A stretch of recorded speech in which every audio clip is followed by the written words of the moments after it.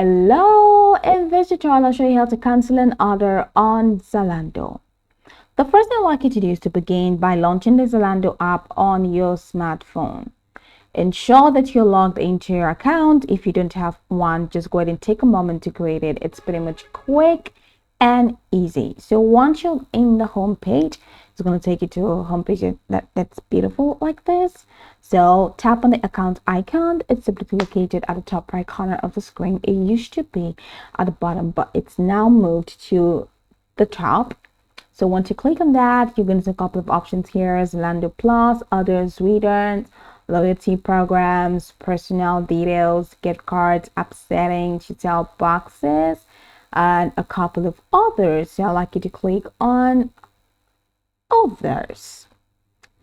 So click on this to view your recent purchases. I have not made any recent purchase, so there's literally nothing to see here, but if you have, you're going to find them here.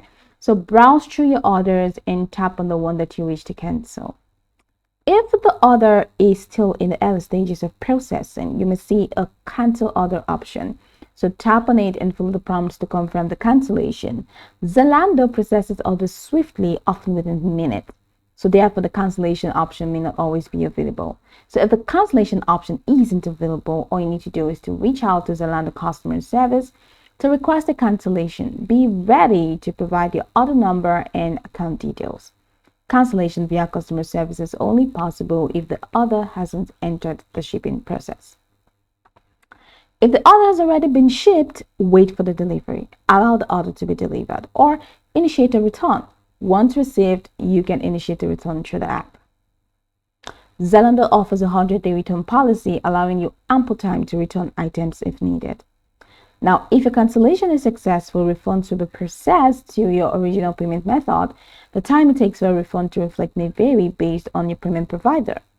You can cancel specific items within an order provided they haven't been shipped.